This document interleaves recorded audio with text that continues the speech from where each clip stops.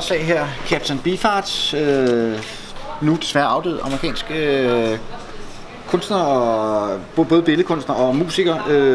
Det er så en samling af 3 af hans tidlige plader, Lick My Decals Off, The Spotlight Kit og Clear Spot, som er min yndlings Beefheart-plade. Og hvis man ikke kender Captain Beefheart, så er han helt klar ved at stifte bekendtskab. Der er ikke nogen andre i skolegården som ham, kan vi helt sige. Han er meget speciel. Fantastisk. Her har vi lille dans Niels Grøndal, som nogen måske kender fra Under Byen, hvor han spiller sav og violin og så videre, som har lavet den her meget fine plade, hvor han synger på tysk, den var dansk, men glimrende plade, arbejder meget med teksturer og så videre, en fed plade.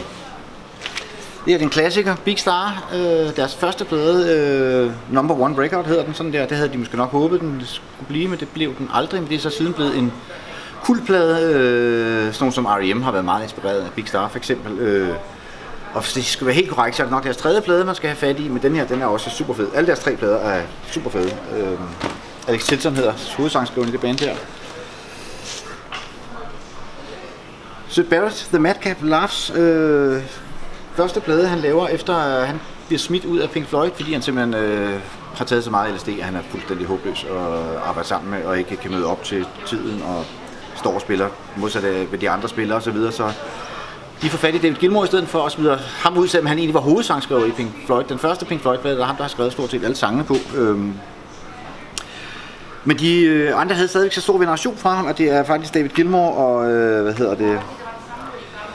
der har prøvet at få en plade ud af Syd Barrett på det tidspunkt, som var helt gone. Så det var sådan noget med bare at optage ham, og så bagefter prøve at klippe det sammen til noget, der lignede en helhed.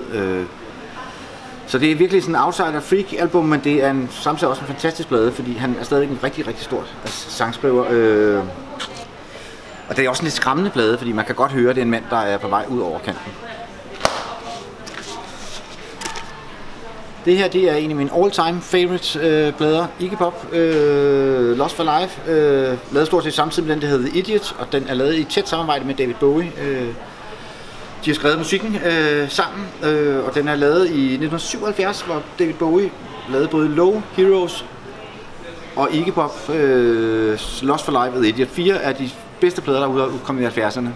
Den var Bowie med på inden for 1 år. Det er ret godt gået. Så er vi tilbage i det germanske her, Einstürzende Neubauten, som var sådan nogle, der i starten mest var kendt for at spille på alle mulige skrammel-halløj, og første gang de spillede i Saltlaget, der borede de hul i scenen, de spillede på slagboremaskiner og alt muligt halløj, men blev efterhånden mere og mere sangorienteret, og den her, den er sådan fra deres midtersperiode, fra overgangsfasen. Meget specielt med værd at stifte bekendtskab med. Og så den sidste her, jeg har taget for, hvis vi siger det her i den støjende ende, så er det her et meget, meget atmosfæremættet ende, Mark Hollis, som i sin tid var sanger i Talk Talk, som startede som sådan en synth-pop-band, men den bevægede sig mere og mere over i avantgarde-land, sådan en slags synth-jazz, kan man nærmest sige, de var til sidst. Og det er også den stil, han fortsætter på sit første og eneste soloalbum. Han er ligesom forsvundet siden, og der er ikke rigtig nogen, der ved, hvor han befinder sig henne i verden i dag. Og så, men dejlig plade.